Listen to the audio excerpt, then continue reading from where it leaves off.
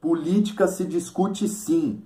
O Jornal da Record apresenta agora mais uma pesquisa exclusiva das eleições 2018, encomendada ao Instituto Real Time Big Data. A Record TV encomendou uma pesquisa de intenção de voto para presidente. Nesta segunda-feira, a primeira pesquisa de intenção de votos. Levantamento do Instituto Datafolha. Cabo Daciolo, do Patriota, José Maria Emael, do Democracia Cristã e João Goulart Filho, do PPL, não pontuaram. E a gente está chegando aí nas eleições, então eu acho muito importante a gente conseguir passar esse vídeo aí para o máximo de pessoas possível. O segundo cenário tem Fernando Haddad como o candidato do PT. Nesse caso, Jair Bolsonaro aparece em primeiro, com 21% das intenções de voto, seguido por Marina Silva, com 11%. Então vamos começar falando sobre as pesquisas de votação e, consequentemente, sobre a manipulação da mídia. No momento, as pesquisas detectam dois crescimentos na corrida pela presidência. O de Jair Bolsonaro, isolado na liderança, é mais incremental, mais aos pouquinhos agora. E o de Haddad, mais expressivo. A principal diferença entre este Datafolha e o Ibope que nós mostramos ontem é a distância entre Haddad e Ciro, mais estreita na pesquisa de hoje. Pode ter a ver com a data do campo, diferenças de metodologia, mas vale a pena a gente observar. Na de ontem, Haddad já aparecia isolado em segundo lugar. Na de hoje, Ciro Gomes está em empate técnico com ele, com um dado adicional animador para o Ciro. Ele está aparecendo à frente de Jair Bolsonaro na simulação de segundo turno, fora da margem de erro. Brancos e nulos somam 12% e os indecisos são 7%. O nível de confiança da pesquisa é de 95%. Isso quer dizer que há uma probabilidade de 95% de os resultados retratarem a realidade, considerando a margem de erro, que é de 2 pontos para mais ou para menos. Vamos aos números. Você conhece alguém que já foi entrevistado? Alguém já te perguntou a respeito de quem você vai votar? Você já participou de alguma pesquisa assim ou conhece alguém que já participou desse tipo de pesquisa? Esse é o primeiro ponto. Eu, por exemplo, não conheço ninguém e nunca ninguém me perguntou. O Datafolha ouviu 8.601 eleitores em 323 municípios. A pesquisa foi contratada pela TV Globo. Então a primeira coisa que a gente tem que se perguntar é... A pesquisa Real Time Big Data ouviu 3.200 eleitores. Numa boa, que pesquisa mais inútil, não é não? O número de pessoas que participam dessa pesquisa é simplesmente ridículo. O Ibope ouviu 2.002 eleitores em 142 municípios de 17 a 19 de agosto. A pesquisa foi registrada no TSE. O Real Time Big Data ouviu 2.000 pessoas. O Ibope ouviu 2.506 eleitores em 177 municípios. O Datafolha ouviu hoje 2.804 eleitores em 197 municípios. Essa pesquisa foi contratada pela TV Globo e pela Folha de São Paulo e registrada no TSE. Comparando a milhões de pessoas que tem para votar, isso significa o quê? Não significa nada. E é aí que entra a manipulação da mídia. Porque o que acontece? Se você imagina que aquela pessoa que você está pensando em votar não tem chance de ganhar, automaticamente você vai pensar em uma outra possibilidade. E é isso que eles colocam pra gente. Fulano ou ciclano está na frente. Então a gente só vai pensar naquelas possibilidades que colocam pra gente. Então, numa eventual disputa entre Lula e Jair Bolsonaro, Lula venceria com 43% das intenções de voto contra 35% de Jair Bolsonaro. Considerando a margem de erros, que é de 2 pontos percentuais para mais ou para menos, você vê agora os números. Com a margem de erro, tem de 26% a 30%. Fernando Haddad, do PT, tinha 4%, subiu para 9%, depois cresceu para 13%, agora avançou para 16%. Então, na verdade, eles estão manipulando como sempre fizeram em todas as eleições. A mídia manipula e é dessa forma, talvez você não pense nisso, mas a forma mais simples de manipulação é justamente essa. Foi divulgada agora há pouco uma nova pesquisa de intenção de voto para presidente feita pelo Datafolha. O nível de confiança desse levantamento é de 95%, o que equivale a dizer que a probabilidade de os resultados retratarem a realidade é de 95%, levando em conta a margem de erro de 2 pontos para mais ou para menos. E por isso os números que a gente vê agora somam mais de 100%. Jair Bolsonaro aparecia com 43% de rejeição, depois 44%, agora tem 43%. O presidente Dilma Rousseff lidera a pesquisa. Em quem você deve votar? Aperta o verde, confirma. É regra de política não repetir o voto. Dificilmente vai estar tudo lindo, maravilhoso, isso em todo lugar no mundo. Mesmo que esteja legal, que não é o caso do Brasil, o nome disso se chama renovação, e que tem muito fundamento, né? Você não repetir o voto é muito importante. Então, primeira coisa, em quem você vai votar? independente de quem você for votar, não vote em quem já está no poder. Se o partido é X, vote no Y, porque na política é essencial a mudança sempre para o crescimento. Então foi isso que eu aprendi na escola. Você já escolheu em qual partido você vai votar? Eu não estou falando de quem você vai votar. Estou falando em qual partido. Não tem nada a ver com qual político, e sim qual partido você vai votar. Você já escolheu o seu partido? Por que eu estou falando isso? Isso também é mais uma coisa que eu aprendi na escola. Fazer alguma coisa, na política em geral, você tem que passar por vários processos, certo? Então, até um projeto ser aprovado, ele precisa passar por um monte de pessoas. E é aí que entra a escolha do partido. Por quê? Quando você fizer um projeto e tiver que passar pelo X, pelo Y, muitas vezes pode acabar atrapalhando nesse processo de aprovação dos projetos, justamente por essa rivalidade do partido. Então, vamos dizer assim, que o político acaba dificultando a vida do outro político que não é do mesmo partido. Então, essa dica eu também considero muito importante, que é: escolha sempre o mesmo partido para todos os políticos.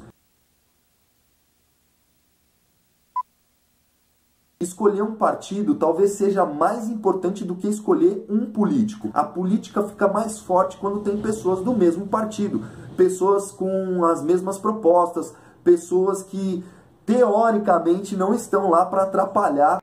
Então a minha dica é essa: escolha um partido só. Agora, outra dica que eu vou dar é sobre as propostas dos candidatos. Normalmente as pessoas falam assim: ah, eu vou votar em tal candidato porque ele tem as melhores propostas. Porém, o candidato ter proposta não quer dizer que ele vai cumprir o que ele propôs. Quer dizer, na verdade, a maioria das coisas que eles prometem, eles não cumprem. Então você vai escolher um político através daquilo que ele está dizendo que ele vai fazer. Você vai eleger um político de acordo com as propostas que ele tem, sabendo que eles nunca cumprem com o que eles propõem, fora aquela outra situação que eu já falei a respeito do projeto ser aprovado. Muita coisa muda durante os 4 anos. Então aquela proposta que o cara tinha pode ser mudada, e aquele que não tinha uma proposta, ele pode vir a ter uma proposta parecida com aquele candidato. Talvez o que vocês devem achar a pergunta mais importante: qual político eu devo escolher? Bom, aí nesse caso, novamente, eu não vou influenciar, não vou falar vote nesse ou vote naquele, mas eu vou falar para você o seguinte: aperta o verde, confirma. Acima das propostas que o candidato vai ter, a gente tem que ver qual é a índole, qual é o caráter dele. Claro que nem sempre isso fica muito claro, né?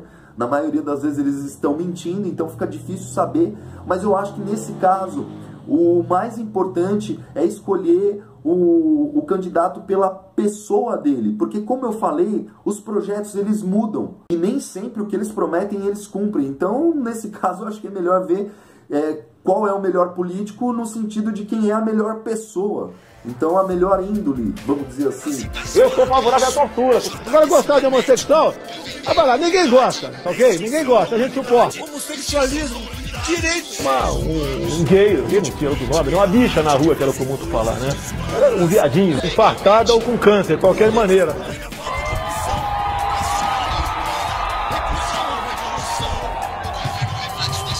Vamos continuar a separada aqui do ar. Porque eu acho que no geral todos roubam, todos são ladrões, todos são corruptos, e fica difícil escolher, né, no meio de tanto ladrão. E o mais difícil... Chega de nós darmos meio para que casais cada vez mais coloquem gente que não tem a mínima condição de ser cidadão no futuro. Ah, mas não é melhor priorizar quem não tem? Não, não. O político ideal é aquele que pensa em todos, que não pensa nem na maioria, porque aí uma minoria vai ficar de fora, e nem uma minoria, porque senão a maioria vai ficar de fora, e é o que a maioria faz, né? Mas enfim, escolher um político que pense em todos, porque a gente vê muito discurso, principalmente discursos de ódio, né? Dizendo que vai fazer isso e vai tirar aquilo de outros. então, novamente, eu não estou citando ninguém, só estou falando de casos de que o político, para resolver um problema, ele acaba gerando outro problema. Ou então, para resolver um problema de uma classe, ele acaba complicando a outra classe. Isso é bem comum. Não vai ter 1 centímetro demarcado para a reserva indígena ou para quilombola. Matando. Se vai morrer alguns inocentes, tudo bem. Isso é muito complicado porque cada um tem uma prioridade na vida, né? Então fica difícil agradar a todos. Esse é o mais difícil. Mas eu acho que o candidato ideal, vamos dizer assim, seria o que se aproxima mais disso. Ou seja, aquele que pensa em todos. Essa história de pensar na maioria, eu não acho que seja por aí. Quando você pensa na maioria, você deixa muitas pessoas, por mais que seja minoria, mas você deixa muitas pessoas de lado. Eu não acho certo. Você vai governar, você tem que governar para todos. Uma dica também muito legal é a seguinte: anule o seu voto. Você está em dúvida? Anula o seu voto. Por quê? Anular o voto é a melhor saída quando você está em dúvida. Para você depois não ficar com peso na consciência. Eu votei naquele cara e agora aquele cara está fazendo tudo errado e você ficar decepcionado. Então, muitas vezes é melhor você não fazer parte disso. Quase a metade dos entrevistados ainda não sabe em quem vai votar. Não souberam opinar. Então, muitas vezes é melhor você não fazer parte disso e anular o seu voto, certo? Anule o seu voto. Aperta o verde, confirma. Então, depois de eu ter falado sobre pesquisa de votação, manipulação de mídia, em quem você deve votar, em qual político, em qual partido político eu devo confiar, sobre as propostas dos políticos. Então, depois de eu ter falado tudo isso, agora sim, vamos falar de política. Você coloca sua mão no fogo pela urna, seja ela urna eletrônica, de papel, a forma que for feita. Você confia na apuração? Ou você acha que pode ter algum tipo de sabotagem aí, alguma fraude? Então, depois de eu ter falado tudo isso, vamos lembrar que existe a possibilidade de ter fraude nas urnas, ou seja, tudo que eu falei aqui vai por água abaixo. Maçonaria urbana, nem é previsto, nem cobrado tanto imposto.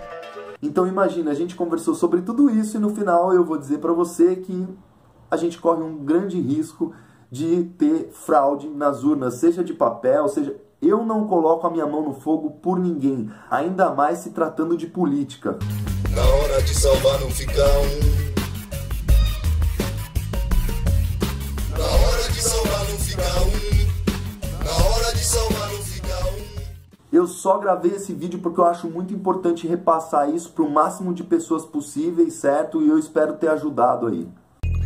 Meu nome é Enéas. Através do voto, você não vai mudar nada nesse país, tá? Nada, absolutamente nada. Tem 1%, com a margem de erro tem de 0 a 3%. Tô com você, entendeu? Porque se votar no João, a Raquel não vai pra lá. Então, assim, ele tá...